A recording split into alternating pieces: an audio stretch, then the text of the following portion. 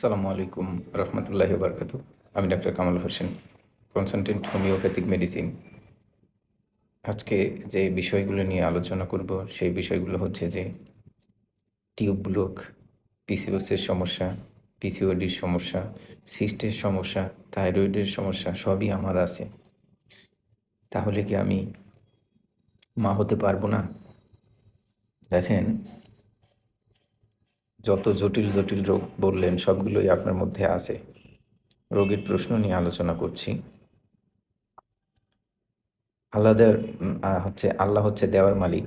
তা আপনার চেষ্টা করার পথ হচ্ছে আপনার। যে ধরনের সমস্যাই হোক না কেন, যদি আল্লাহ আপনার সহায় থাকে, ইনশাআল্লাহ আপনার বেবি হবে, আপনি কনসিভ করতে পারবেন। এগুলো কোনো ব্যাপারই না। আমি যেহেতু হোমিওপ্যাথিক ডাক্তার, এই পেশায় আছি আজকে ১৬-১৭ বছর যাবৎ। বিভিন্ন রকমের সমস্যা, বিভিন্ন রকমের রোগ নিয়ে, জটিল জটিল রোগ নিয়ে ইনশাআল্লাহ আমি মানুষের সেবা করে আসছি।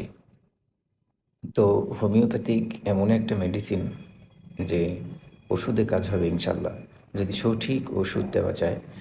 এখন যদি আপনার জার্মানি মেডিসিন ইউজ করতে পারেন, রোগের ধরন যদি আপনি বুঝতে পারেন, রোগীর সিমটম যদি আপনি বুঝতে পারেন, তাহলে আপনার এটা কোনো রোগই না।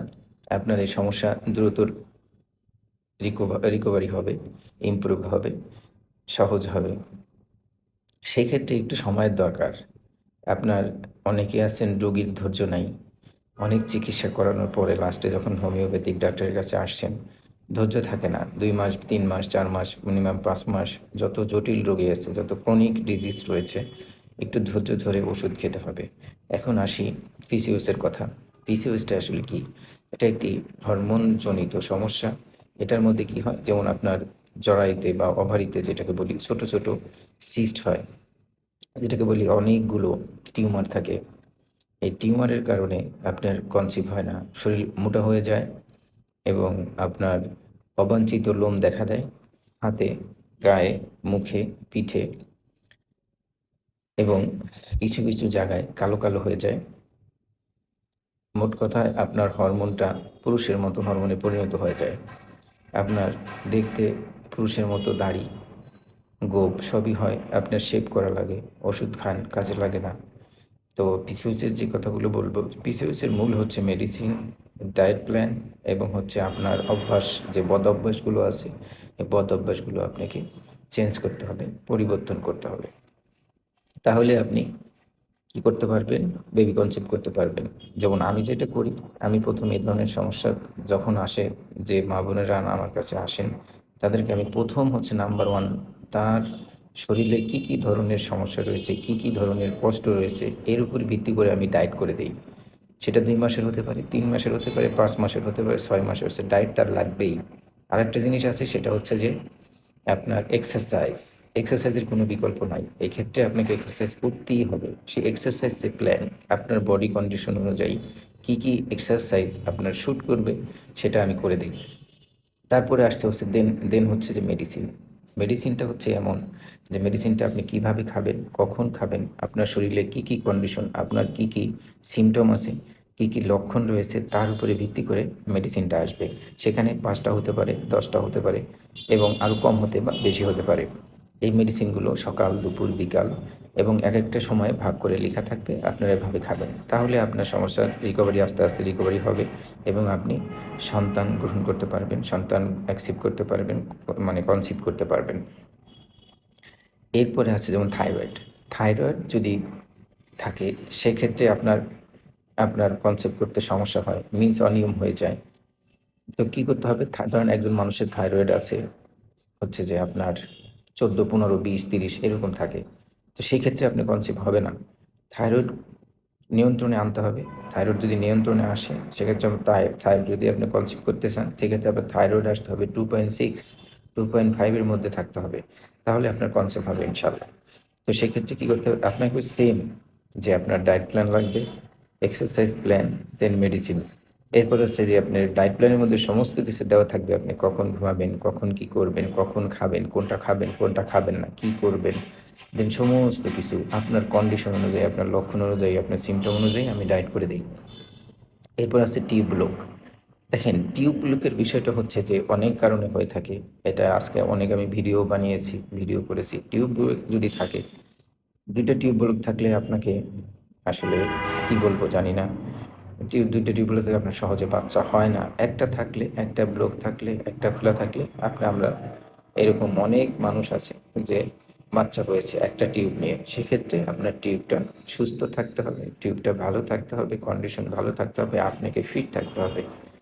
ইভেন আপনাকে ডাক্তারের পরামর্শ অনুযায়ী বেবি কনসিভ করতে হবে এবং সবসময় ডাক্তারের ফলো আপে থাকতে হবে। টিউব ব্লকের ব্যাপারটা যেটা বললাম, এটা ওষুধ খেলে আপনার অনেক সময় ল্যাপ্রোস্কোপি করে ফেলছেন, ল্যাপ্রোস্কোপি করার ফলে ওইটা একটা ব্লক হয়ে গেছে, আরেকটা ভালো আছে।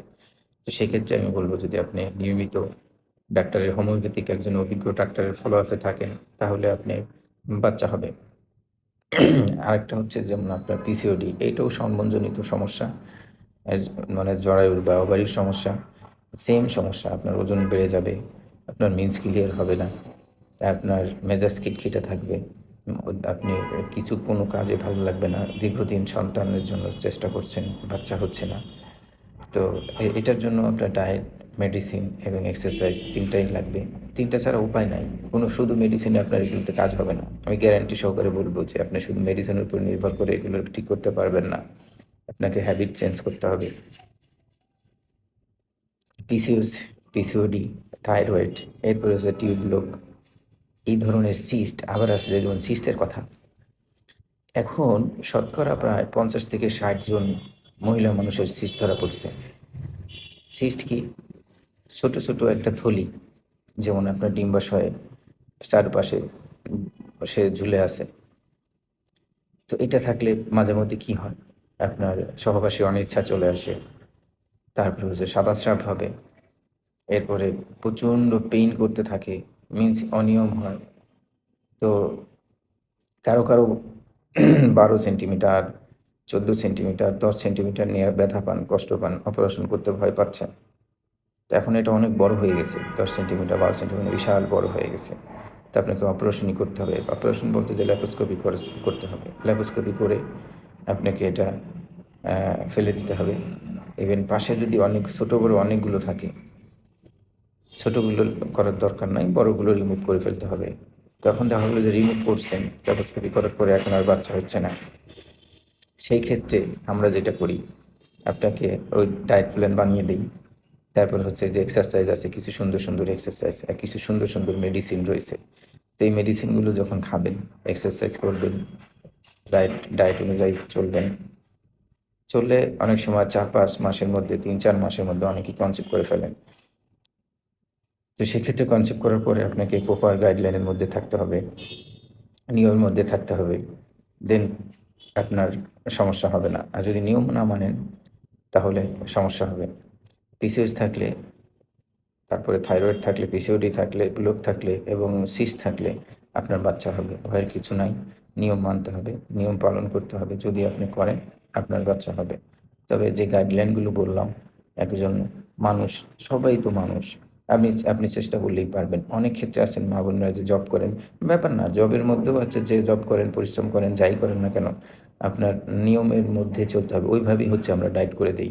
যে আপনি জব করেন, নিয়ম পালন করতে পারছেন না, ঠিক ওইভাবেই আপনি জব করেন, তাতে কি হয়েছে? ওই সুন্দর করে আমি ডায়েট প্ল্যান করে দিতে পারবো আপনাকে। সেই ক্ষেত্রে আমার চেম্বারে আসতে হবে। চেম্বারে এসে আপনার পুরাতন নতুন যত রিপোর্ট আছে, রিপোর্টগুলো নিয়ে আসলে আমি দেখে আপনাকে ডায়েট প্ল্যান করে দিতে পারবো এবং এক্সারসাইজ প্ল্যান, মেডিসিনের যে আছে সবগুলোই আমি দিতে পারবো। যাই হোক, কথা অনেক বলে ফেললাম, ভিডিও দীর্ঘ হয়ে গেছে, আমি ক্ষমা প্রার্থী। কথার মাঝে ভুল ত্রুটি হলে ক্ষমা সুন্দর দৃষ্টিতে দেখবেন। যেহেতু রোজার মাস, সবাই রোজা রাখার চেষ্টা করবেন, নামাজ আদায় করবেন। হতাশ হওয়ার কিছু নাই। আল্লাহ যেহেতু রোগ দিয়েছেন, আল্লাহ ভালোও করবেন ইনশাআল্লাহ। ভালো থাকবেন। আসসালামু আলাইকুম ওয়া রাহমাতুল্লাহি ওয়া বারাকাতুহু।